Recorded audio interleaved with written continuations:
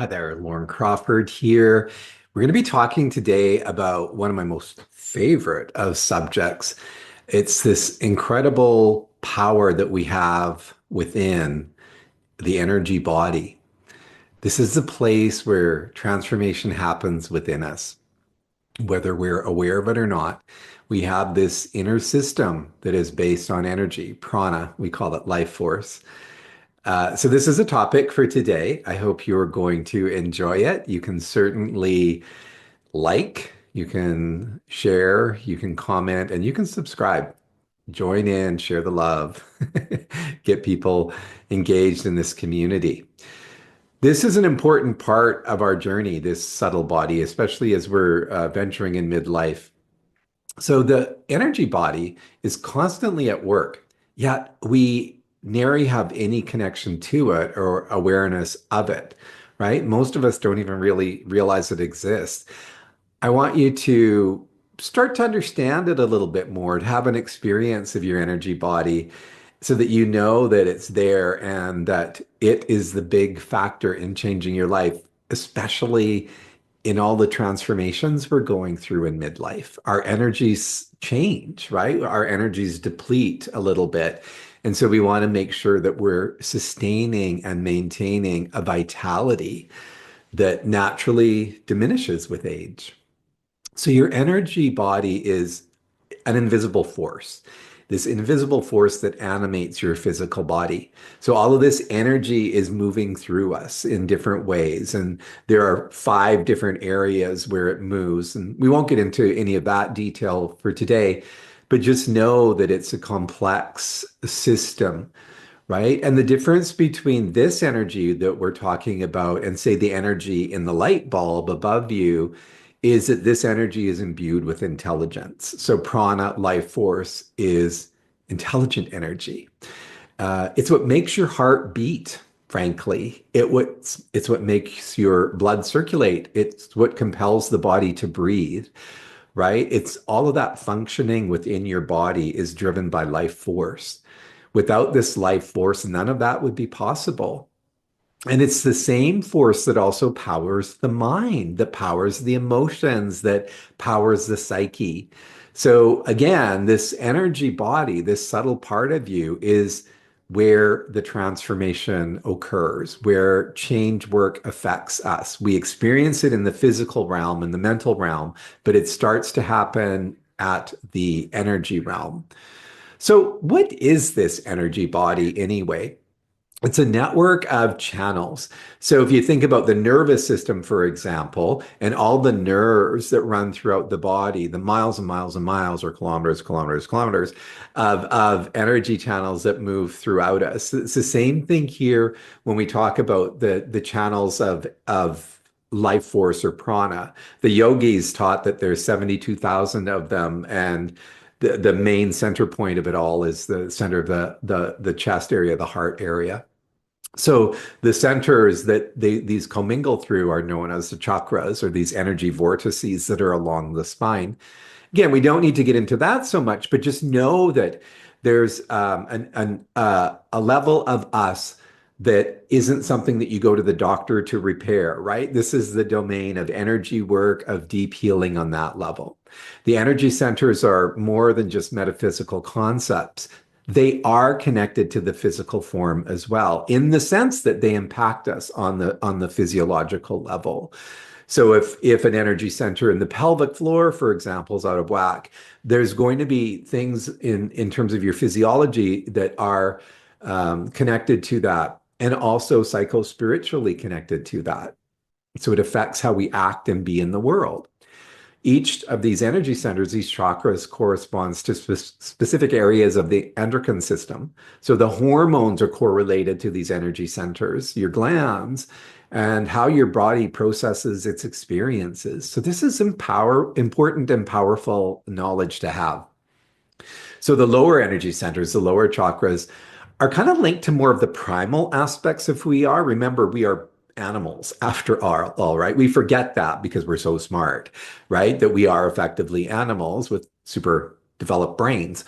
But we are animals nonetheless. And so these lower energy centers, navel and below, there's 3 of them, navel, pelvic area, and then the root area.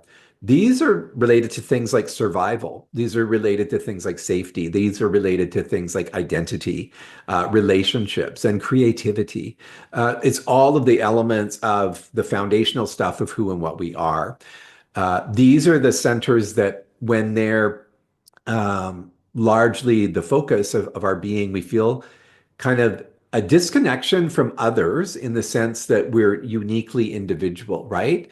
Yet at the same time, we may feel really compelled towards the tribe that we're a part of. So there's the individual feels very much as an individual, but we identify with a group, right? And that identification with the group can actually be challenging and problematic. It's like, what political color are you? You know, what nationality are you? What religion are you? And so the tribe mentality can actually create a lot of separation. These are the centers there where disconnection can happen, but it's also the centers of ego stuff and duality. So where we see this separate and distinction, you know, right and wrong, good or bad, black and white kind of stuff. Then as we move upwards in the higher levels of these energy centers in the subtle body, the chakras that are there, these centers connect us to our higher selves. So more to the spiritual dimensions of life. They're the chakras that allow us to transcend duality, right? To get past that sort of black and white, either or, yes or no kind of thing, right? And move into this thing of interconnectivity of all beings, and to understand that we are in all ways somehow connected and attached, that we're part of something greater than the individual self.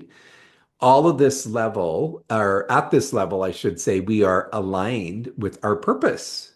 And purpose is so essential. It's a big part of the work that I do with midlife folks, is help them to figure out, what the heck is my purpose? They're also about the higher mind, the connection to the higher mind, and the quantum reality that binds us all. So this notion of multiple dimensions that are always at play and always existing, and we get trapped into thinking we're this small unit of individuality, which keeps us really, really stuck in many ways in our concepts of who and what we are. So in midlife, many of us find ourselves at a crossroads, and we look at the external things in our lives. So, you know, the jobs, the relationships, the finances, and think, is this all there is? Like, I was expecting more of myself in midlife. And this mistake is often made to think about, if I want to change something, I have to make a change on that external world, right? If I want more happiness, I'm going to have to do something to that affects that out external world, or that benefits me that way. So getting a new job, getting a new relationship, getting a new house, having an affair with someone, you know, like all of these things in the external is kind of what drives us to think that we'll find some happiness and contentment that way. And perhaps we can. Like, I'm not in any way suggesting that you can't benefit from making changes, especially around the career aspect of life, where a lot of us can feel really weighed down. But the expression of having this idea to make some change, some craving something different in our life from affecting the external, it maybe have limited impact and results in the long run. True transformation comes when we dive deeper into the higher aspects of ourselves, when we begin to connect with the higher levels of consciousness, when we tap into something that isn't connected to or altered by the external world, if you will. We begin to understand our purpose more, and we see beyond the external, and we start to feel whole. We start to feel this sense of wholeness, regardless of what's going on out there, all the sort of trappings of our lives, that there's this deeper connection and feeling of wholeness. How do you begin this work? If you wanted to move from maybe some of that more reactive, externally driven kind of stuff that keeps you kind of bouncing around and maybe not feeling ultimately content or happy, the first thing that I would recommend that you do is start to work with your breath. Your breath is the bridge to this energy body, to this subtle stuff, and to your higher self, ultimately. When you learn to work with and control your breath in different ways, you start to quiet the mind. And this unruly thing, the mind, is really what keeps us in a problematic state, in a compromised state, even. And it's always reflecting on the past and drawing on the past. And the past is used to inform the future. That becomes problematic because the past, if we rely on it too much, does become the future. And that's not necessarily what we want. That's not going to benefit most of us. The other aspect is meditation. So we start to work with the breath. We get the mind, the energy body more in that calm state. And then we can use that to get the mind to a quiet place as well. And in that quiet place, that's where we ultimately are going to be breaking some of our old belief patterns, our old repetitive thinking patterns and loops, and release limiting beliefs, like some of these things that keep us small, that keep us from moving forward and excelling and becoming connected to our true potential. And when we do all this work, we're actually creating new neural pathways. So we start to work with the brain in such a way that we are reinventing ourselves. And in my view, that is the most essential part of your midlife journey. Reinvent yourself. Do not buy into this narrative about midlife. Start thinking about, those retirement and golden years, because guess what? If you buy into that construct, it's just a decline from the time that you adopt that moving forward. You don't need to. You can continue to be an expanding, dynamic person until the end. And that's what I would recommend for you. With regular practice, you can begin to shift your energy. So we can do very simple breath work. And when we do this, we get into this idea of non-reactivity. So we're not reacting to all the challenges that life puts in front of us, but we're able to look at them from a place of inner calm, inner peace, alignment. And so that we can respond to situations as they arise. We can be a little bit more thoughtful, if you will, rather than react and respond in a reactionary kind of manner. You begin to see the bigger picture and have a sense through that of greater fulfillment and joy in your life. Really, you stop sweating the small stuff because you've come to know that you're part of something bigger. You've come to know the direction that you're going, and you've come to know your higher purpose. It might make sense to actually take a moment here and just connect to your breath. If you can, wherever you are, I would invite you to simply sit up, close your eyes, and begin to take a few deeper inhalations and exhalations through your nose. If you need to exhale through the mouth, that's totally fine. And just allow this connection to breath to set in. With your eyes closed, it's really helpful because when the eyes are open, it's pulling the mind outward. It occupies, 80% ish of the mind activities because your eyes are open and all of this stimulation, right? Close your eyes. It's a different landscape. And do some deep breathing. Just slowly inhale and slowly exhale. Just be in control of the flow of your breath and see how it feels. Nice. And just continue there for a few more rounds. Be relaxed and calm. Be present in your body, in your space.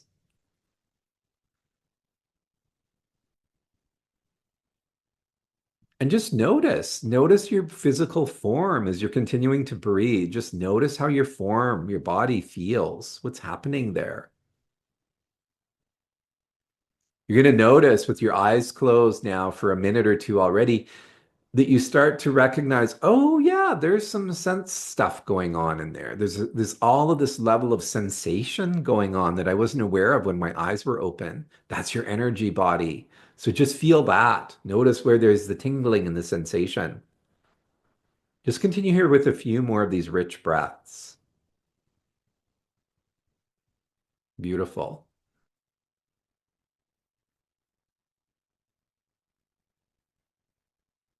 Just a couple more.